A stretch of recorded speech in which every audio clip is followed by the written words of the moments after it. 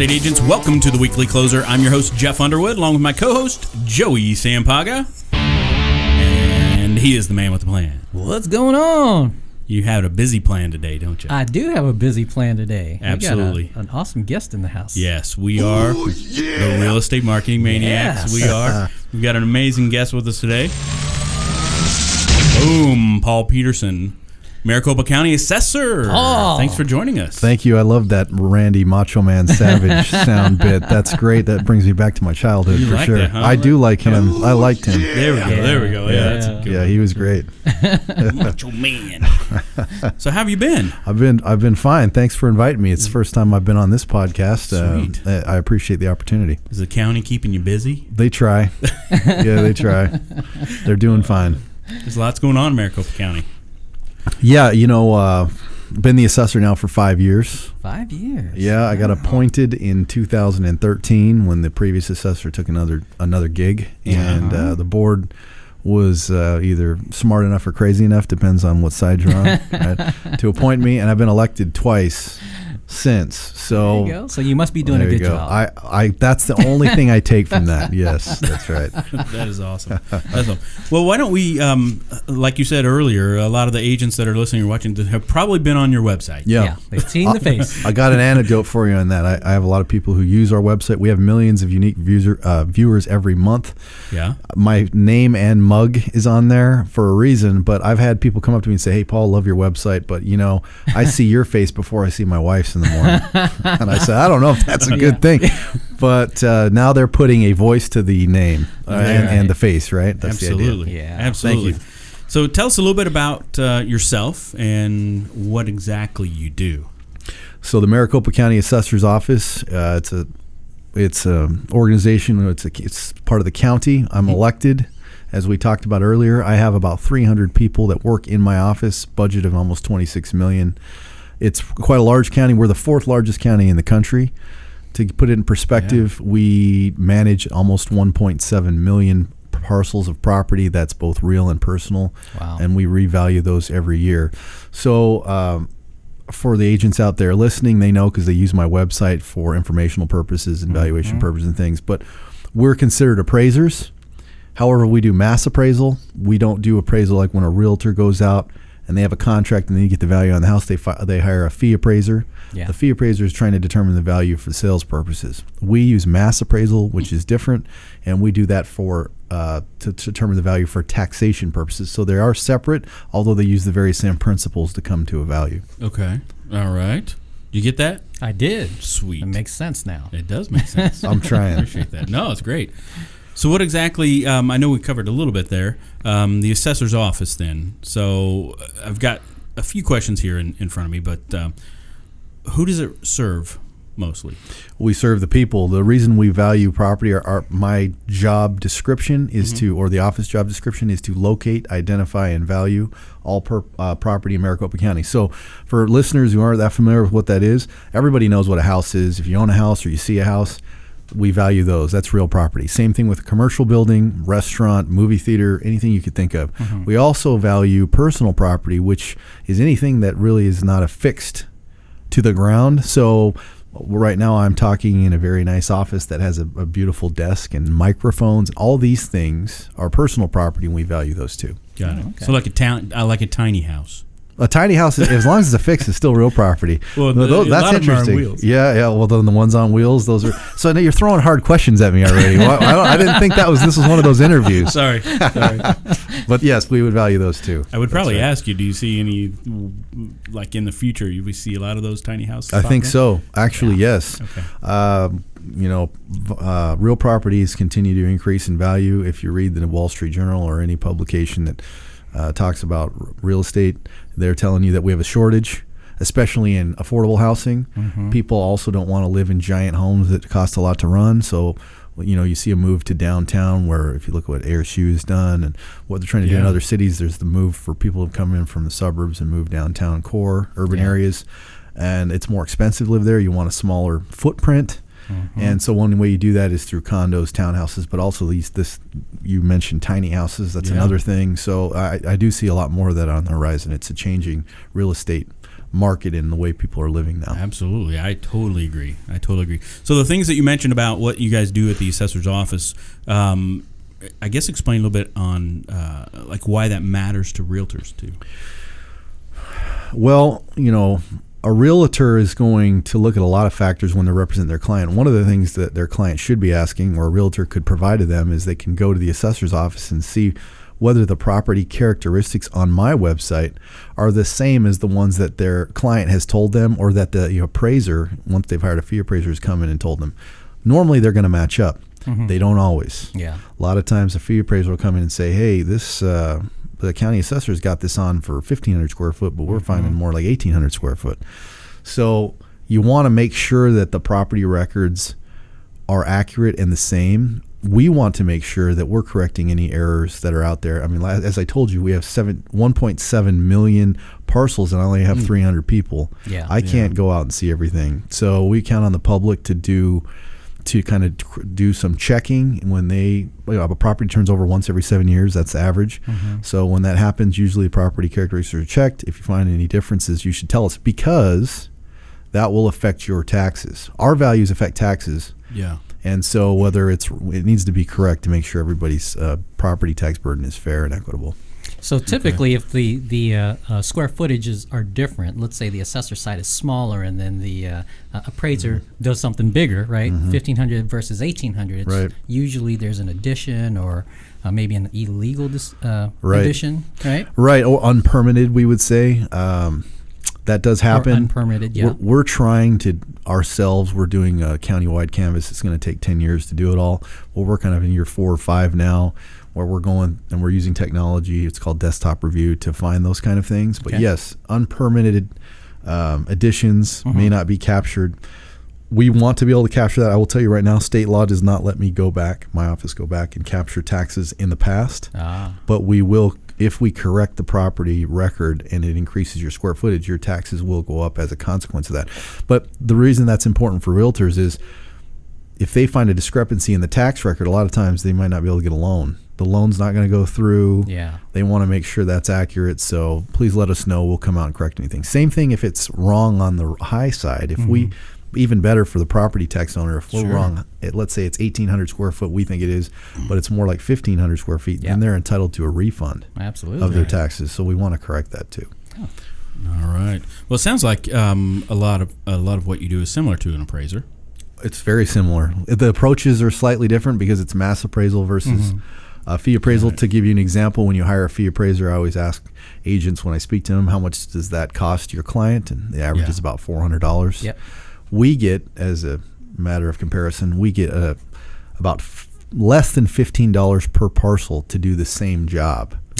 So if you think about that, that means we have to use technology to do that, and we do that through CAMA, which is mass appraisal, and we take sales affidavits, and then we do regression modeling and figure out what the values are through sales comparison approach. Okay. Yeah, because usually the sales or the value that you give is a little bit lower than a regular appraisal. Perfect. That's a great point. People say, why is your value lower than what our fee appraiser is? So if you look at your property valuation from my office, there's 2 values.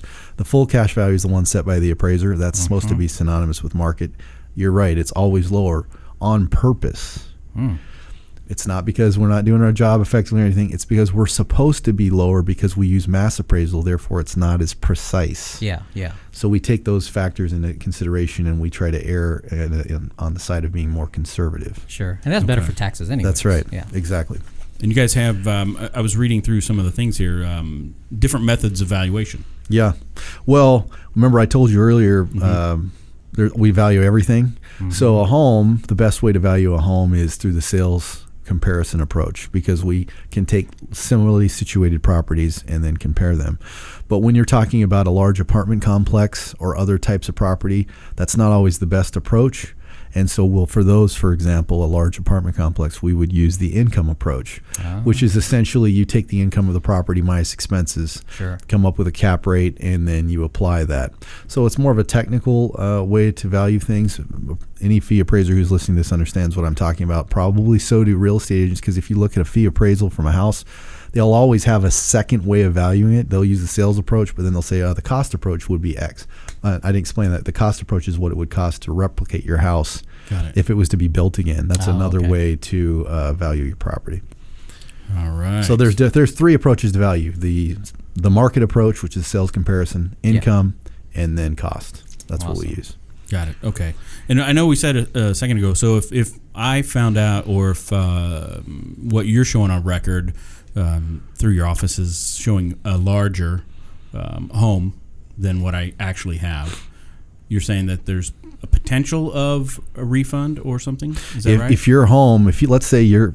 will I automatically win? If you have an appraisal from a fee appraiser, how big is your house now? I'm asking you a personal question. 2,200. Okay, 2,200 square feet. And I encourage you to go to our website. If it says 2,500 square feet and you have a fee appraiser that's giving you a report that says 2,200 square feet, yes, you're going to win. There you go. All you got to do is submit that to us and we'll fix it. We'll send someone out to your house to talk to you.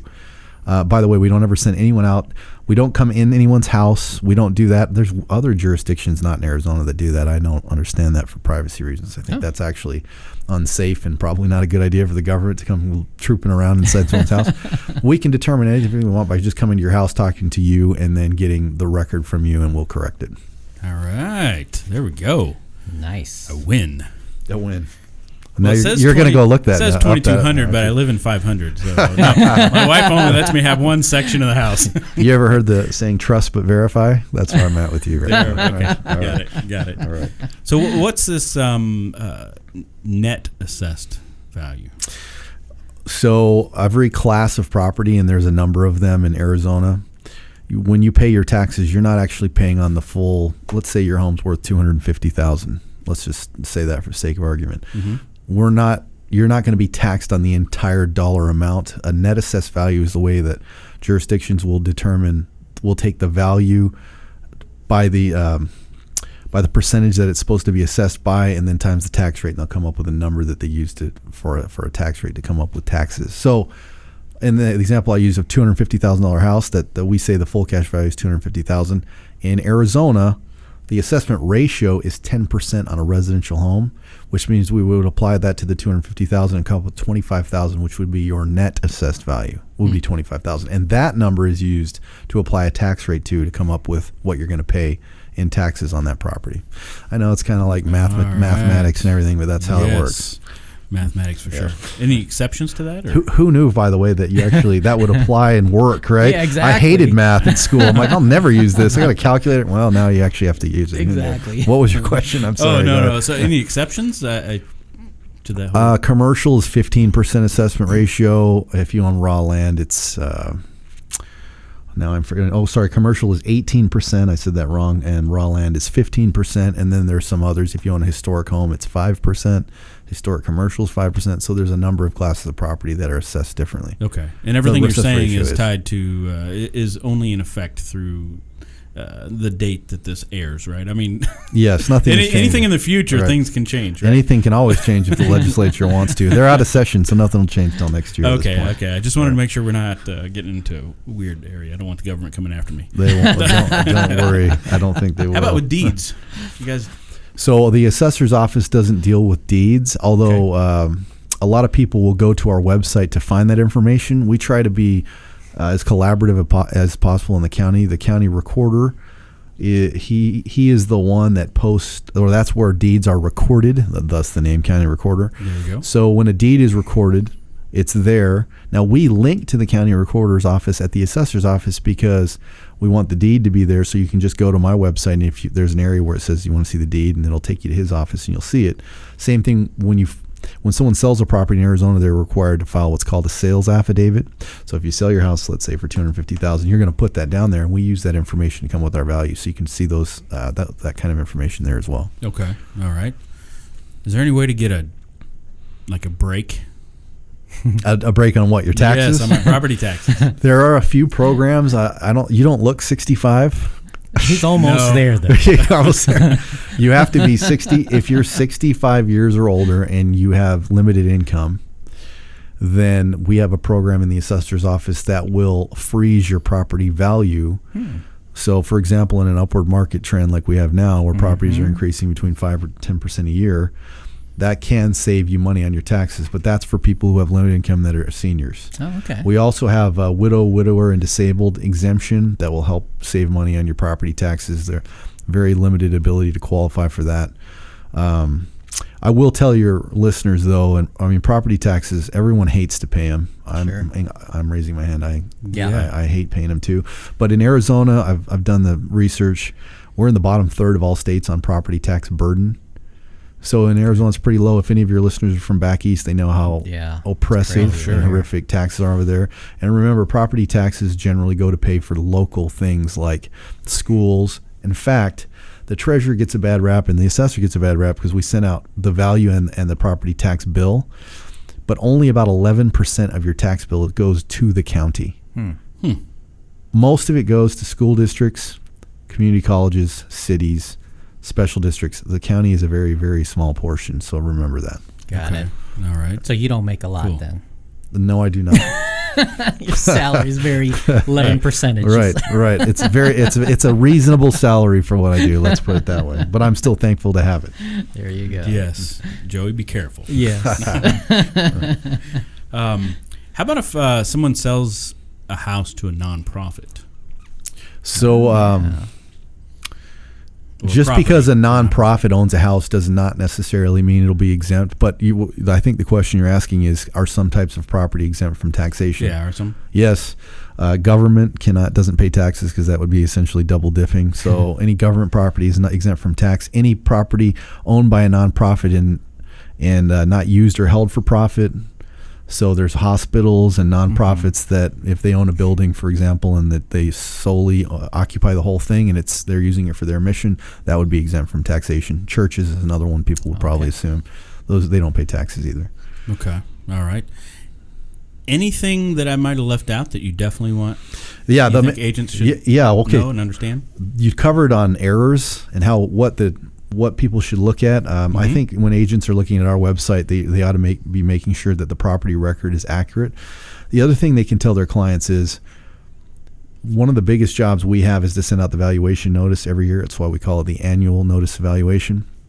The property tax calendar in Arizona is quite long and complicated. To give you an example, we already sent out the valuation notice that will be used for the 2019 taxes already. Oh, wow. That went out in February. I bring that up because that's when we send our notices out every year. The only chance you have to challenge your valuation and make sure it's accurate, and I would much rather people look at that and make sure it looks right, is you have essentially 60 days after we send out the notice in February to challenge the valuation. If you don't do it at that point, except for limited circumstances, you can't. I was gonna ask, because I wrote down lag time. Because we're in an environment right now where property values are going up rapidly over the last few years. Right. And way back in 2005, 04, 05. It's not as crazy as it was then. Not as crazy as back then, because that was pretty straight up. I feel like now it's more sustainable, and there's more fundamentals that would allow it to be more sustainable. In Arizona, we're just getting back to 2008 levels now. If you think about that, it was going up crazy, but it dropped 50% in a year and a half. Yeah, and that killed a lot of people. So how fast were you guys able to? How do I say this? I guess transition or change that valuation. We weren't. You know what? To be honest with you, the way the system's set up, we were not able to do it. That was the challenge the previous Assessors Administration has, is because we were on this long 18-month property tax timeline. By the time the tax bill got to people, the value on their property real time was way below what they were being taxed on, and it ticked a lot of people off. For that reason, I have advocated at the legislature that we go to an annual cycle. It's been met with some opposition by certain property tax organizations for reasons that honestly I don't think are that accurate anymore, because I would rather be prepared in the event that we have another situation where values go down precipitously, that we can react to them quicker. But we can't. Absolutely. Not with the system that we have. We'll do our best, and if we are faced with that, God willing, that won't happen. Knock on wood. right? At least not at the same pace, No. right? I mean, that Right. was quickly. If that happens and I'm the assessor, I'll do everything in my power within the bounds of the law and what I'm allowed to do to make sure that doesn't affect property tax owners. But the best way to do that would go to the annual you heard it cycle. here. Paul will visit all 1.5. No, I'm just, Yeah, I'm just teasing. right. I don't know. if Knocking I'll- on doors. That'll be your promise. You can be the assessor and do that. How's that? Oh, gosh. All right. All right, man. So are you ready to get in the ring? Here we Let's go. do it. All right. What's the best advice that anyone's ever given you? I saw this question. I would say sometimes you win by just showing up. Just show up. You know, good. I like what I mean by that, and the reason I know that's true, is one of my political mentors told me that, and that was true. That's how I became the assessor. Mm-hmm. I don't think it's a job a lot of people know or aspire to, and when the job came available, I was one of only 11 people who applied for it. If you think about that, that's crazy for such a large county. Yeah, sure. And probably only about 3 or 4 of those were actually qualified. So I threw my name in the ring and put it out there, but I won by showing up because I had taken some classes for assessment and everything else. And so that advice I thought was pretty good.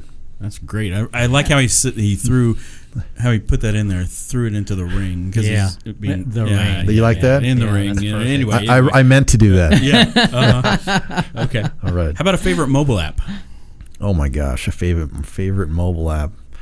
I don't want to say the ones that everybody uses all the time. You know what I love? Mint. Mint. Oh, okay. Oh, that's a good Mint.com. one. Yeah. Because I can put all my accounts on there. You can add in your home, your recreational if you have one, all your vehicles, and Sure. it's easy to update.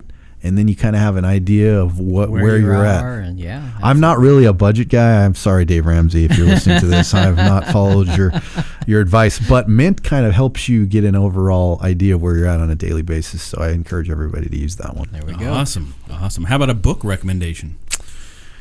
I thought about this. So here's my background also. I'm a lawyer by trade. Okay. I think I'm the only practicing attorney who's also an elected assessor in the United States. Okay. So that's what I do as a side job.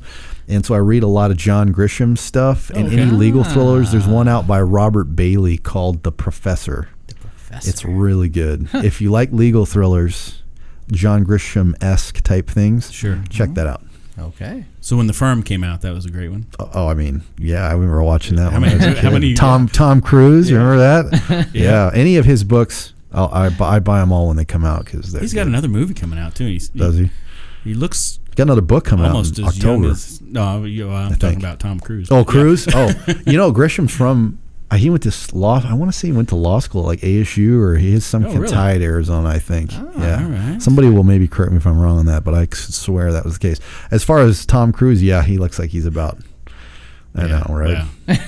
Money will do that. Money. I can't. Well, is that why we look so old and decrepit? Probably what it is. That's all it. right. We need a little more of that then. Help us out. There I'm we glad this is a talk show. Or you're taping it too, Yeah, right? yeah. Great. All right.